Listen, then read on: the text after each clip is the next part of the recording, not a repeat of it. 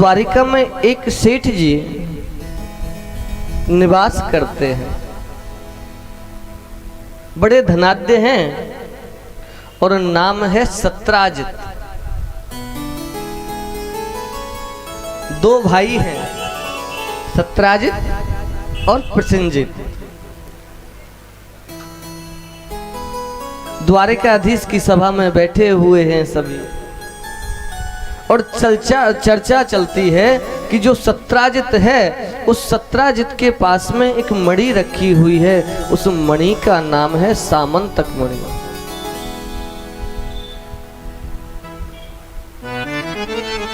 वो मणि ऐसी वैसी मणि नहीं है।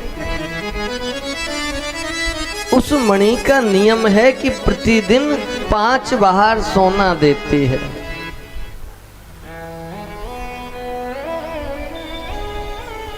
जब चर्चा छिड़ती है तो द्वारिकाधीश कहते हैं, भैया सत्राजित, तुम्हारे परिवार में है कौन? तुम हो, तुम्हारी पत्नी है, तुम्हारा भाई है और एक बेटी है। ये 5 मन जो सोना है, इसका तुम क्या करोगे? स्वर्ण का तुम्हारे किस कार्य का?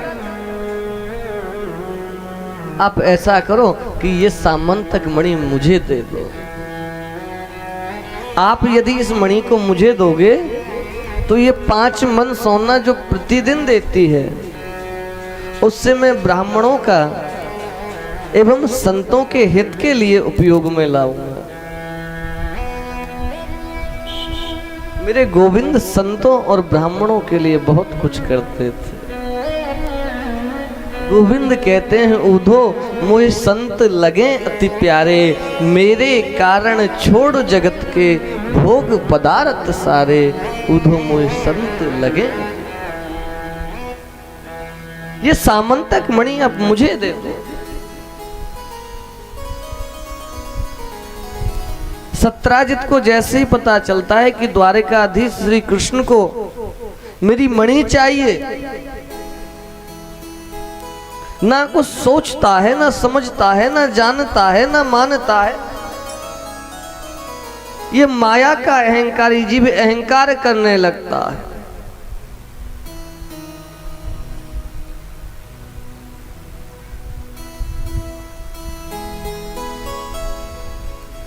तत्कालीन ही द्वारिकाधीश को मना कर देता है कि नहीं, मैं अपनी ये सामंतक मणि आपको नहीं दूंगा।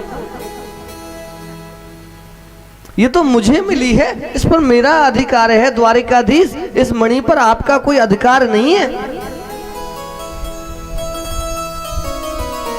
ये मणि मेरी है।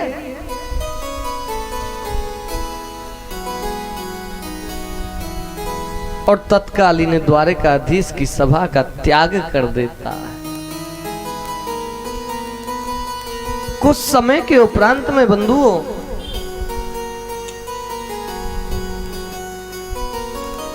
जो सत्राजित का भाई है राजा प्रसेनजित, वो एक दिन सत्राजित के पास जाता है। बोला, भैया ये मणि आप रखते हो, आपकी अनुमति हो तो आज ये मणि मैं अपने शीश पर धारण करूं। अद्भुत प्रकाश है उस मणि के अंतर्गत। यदि शीश पर कोई उस मणि को धारण करे ना, तो मानो हजारों सूर्यों के समान प्रकाश में प्रकाश झलकता है उससे। सत्राजित कहता है, अरे पगले, तेरे बाद मेरा है ही कौन? ये सब कुछ तेरा ही तो है। ये भी कोई पूछने की बात है? तू पहन ले, आज तू रख ले अपने पास। ये भाई भाई का प्रेम होता है, बहुत कम ऐसा प्रेम देखने को मिलता है। प्रसेनजित उस मणि को अपने शीश पर धारण कर लेता है और आखेट के लिए निकल जाता है। ध्यान रखना, जब ज्यादा चीज समय से पहले किसी को अधिक वस्तु मिल जाए, उसको संभालना हर किसी के बस की बात नहीं होती है। इसीलिए कहते हैं जब तक उस वस्तु का मूल्य आपके परिश्रम से अर्जित, उस मूल्य उस वस्तु का उपयोग नहीं करना चाहिए। आजकल माता पिता बढ़िया बढ़िया पैसा वाले हैं, बड़ी बड़ी गाड़ियां लेकर के दे देते हैं बच्चों के लिए। अब उनको ये तो पता नहीं है कैसे आती है कैसे नहीं आती है।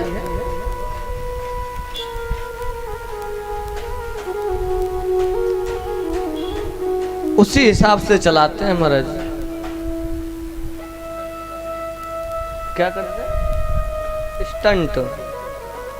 ये तो हमसे ज्यादा पढ़े लिखे हैं भैया, हम तो जान ही ना इंग्लिश के शब्द ने, तो वो सब्जेक्ट ही ना रही हमारी। और जब दुर्घटना होती है ना कहीं उस तरह से, मैं जब आया था आपके यहाँ कथा करने के लिए, हमारे मित्र भाई बंधु सब साथी में थे। इतनी बड़ी गाड़ी और इतना भयंकर एक्सीडेंट रोड पर, बड़ा कष्ट होता है। क्यों? कारण जानते हो? क्योंकि जो गाड़ी चला रहा था उसके परिश्रम की कमाई की नहीं थी। जो अपने परिश्रम से उस गाड़ी को प्राप्त करता ना महाराज, तो 40 को पार नहीं करता, खराब हो जाएगी, घिस जाएगी। लेकिन कुछ होते हैं हमारे सेठ जी की तरह, स्टैंडर्ड गाड़ी हाथ में दे दी, बोलो राधे राधे। मुझे खुशी होती है, दुख नहीं होता है। मैं चाहता हूं कि हर वस्तु आपके घर में हो, और एक एक नहीं दो दो हो, और तीसरी हो तो दान हो आपके माध्यम से। मुझे खुशी होती है। लिया था कि 10 रुपए इस नदी में अपने पुत्र के हाथ से डलवाऊंगा। 9 तो मेरे पास है, परंतु 1 रुपया मेरे पास नहीं है। क्या तू अपने पिता को 1 रुपया लाके नहीं दे सकता है? जाओ 1 रुपया आप कमा करके लेके आओ। पिता की बात को सुन करके वो पुत्र कमाई करने चला है।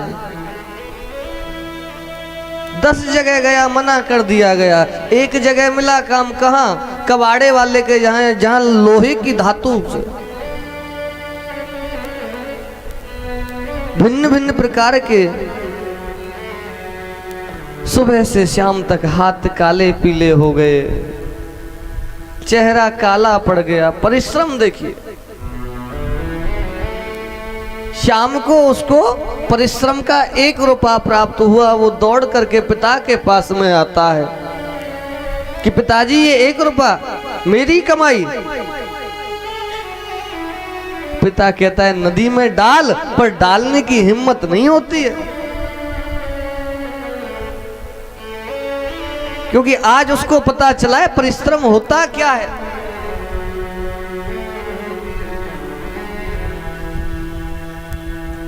इसीलिए बंधुओं, समय से पहले कभी किसी को कुछ ज्यादा देना नहीं चाहिए। पहले ये तो देख लो कि वो योग्य है या नहीं है। हमने भी अपने पिताश्री से साइकिल मांगी थी कि हम विद्यालय जाते हैं, पिताश्री साइकिल दिला दीजिए। जवाब में पता है क्या आया? कि बेटा साइकिल तो तब लोगे जब उसको उठाने का बल हो। कुछ स्थान ऐसे होते हैं जहां से साइकिल को खुद उठाना पड़ता है। गाड़ी तब दीजिए जब इतने जानकारी हो कि वो 4-6 बीमारी अपने आप ठीक कर सके, इतनी नॉलेज हो, छोटी मोटी समस्या का समाधान कर सके। हर जगह मैकेनिक नहीं मिलते। एक गति हो और महाराज नियमों का पालन भी हो। वो कार्ड भी बनवा दीजिएगा। यदि आज कार्ड होता तो हमें ये कथा नहीं सुनानी पड़ती। आपके पुत्र श्री को लेकर के बरसाना पहुंच जाते हैं। क्या बोलना पड़ेगा? यही आज प्रसेनजीत के साथ में हुआ है। सत्राजित ने अपनी मणि जो है अपने भाई को दे दी।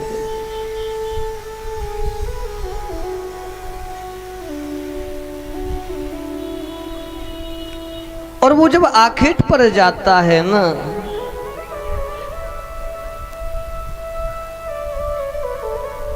तो किसी संत ने कहा है भैया, बिना विचारे जो करे ता पीछे पछताए, काम बिगाड़े आपनो जग में होत हंसा। उस मणि के प्रकाश को देख करके एक सिंह ने प्रसेनजीत पर हमला कर दिया।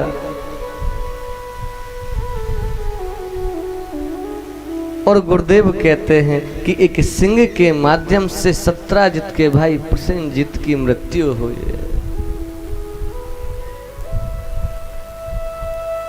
सुखदेव जी कहते हैं, परीक्षित,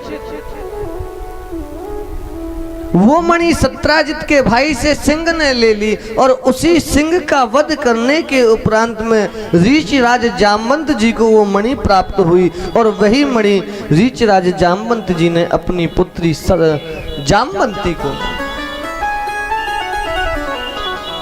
जामवंती को भेंट में दे दी। ये तेरा खिलौना है, तू इससे खेल।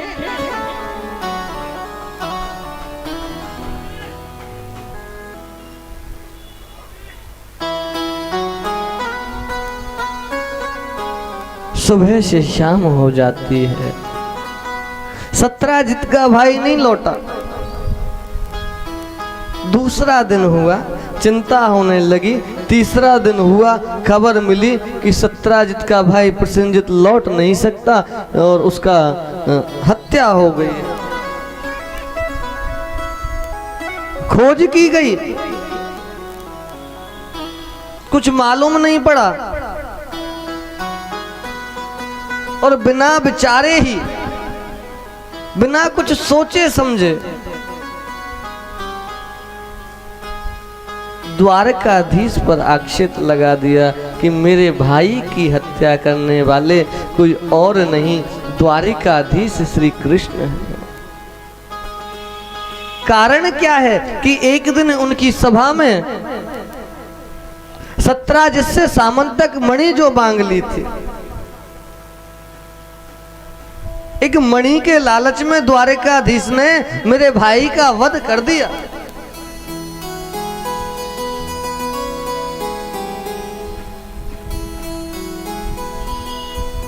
जब गोविंद पर आरोप लगता है ना, तो गोविंद बोलते हैं, आप चिंता ना करो, यदि शक मुझ पर है तो निदान भी मैं ही करूंगा।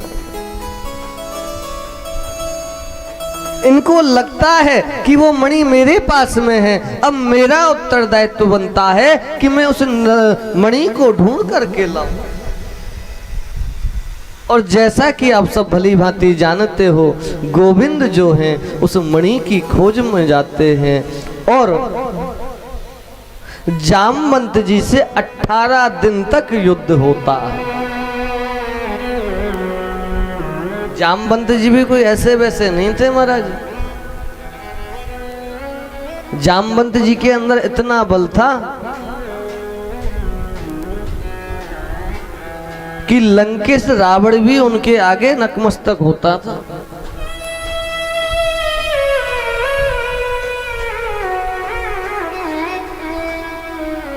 जब राम ने रामेश्वरम की स्थापना की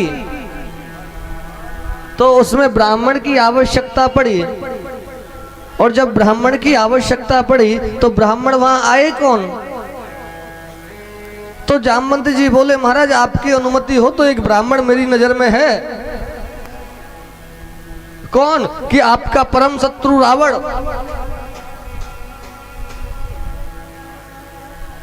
जितना बड़ा आताताई दैत्य है उतना ही प्रचंड विद्वान है। 4 वेदों का ज्ञाता था ब्राह्मण जो रावण है।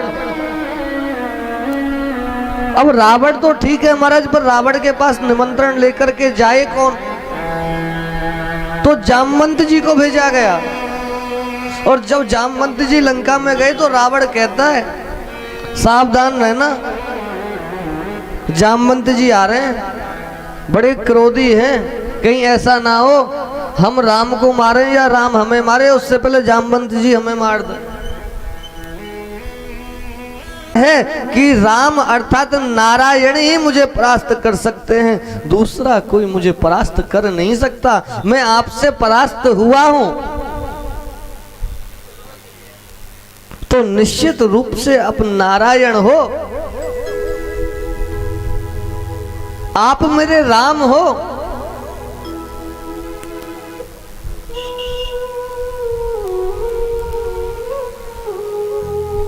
मैं आपसे परास्त हुआ हूं, आप अपना वास्तविक परिचय दीजिए। द्वारकाधीश कहते हैं बस वो तो सब ठीक है, हम तो ये देख रहे थे हमारे सेना के सेनापति अभी तक ताकतवर हैं या ना है, बाकी बुड्ढे है गए। हम आपसे बड़े खुश हैं, मांगिए क्या मांगना चाहते हो। जामवंत कहता है महाराज यहाँ आने का कारण। द्वारकाधीश बताते हैं भैया हमारे नगर को एक सेठ है, उसके पास एक मणि थी, मणि का नाम था सामंतक मणि, अद्भुत प्रकाश था, 5 मन सोना प्रतिदिन दिया करते थे। वो मणि चोरी हो गई और सेठ जी को लगता है कि उस मणि का चोर मैं हूं, तो मैं उस मणि की खोज में निकला हूं। मुझे आपकी गुफा के अंदर से उस मणि का अद्भुत प्रकाश दिखाई दे रहा था, तो निश्चित रूप से वो मणि आपके पास में है। हे जामवंत जी, यही वो मणि है, आप ये मणि मुझे दे दीजिए।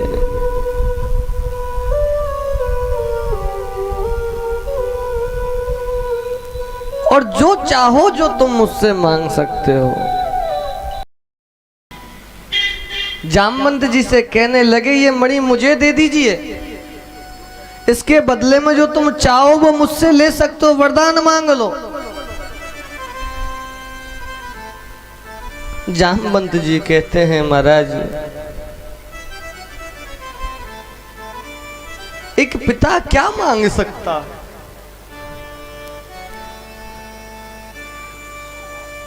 आपने अपने दर्शन मुझे दिए, अपनी भक्ति मुझे दी, इतना प्रेम दिया, अब मुझे किसी वस्तु की आवश्यकता नहीं है। आप मुझे देना चाहते हो ना तो बस इतना दे दो। हे गोविंद, हे द्वारिकाधीश, ये मेरी पुत्री है जामवंती, आप ये मणि लेते हो तो ले लो, आप इस मणि को भी स्वीकार करो और साथ में मेरी पुत्री जामवंती को भी स्वीकार करो। तो मेरी माता बहन भाई बंधुओं, मेरे द्वारिकाधीश का दूसरा जो विवाह हुआ है वो ऋच राज जामवंती की पुत्र जामवंत की पुत्री जामवंती के साथ में हुआ है। बड़े सुंदर रूप से द्वारिकाधीश दूल्हे के रूप में सजे हैं और दुल्हन के रूप में दूसरी पत्नी जामवंती जी से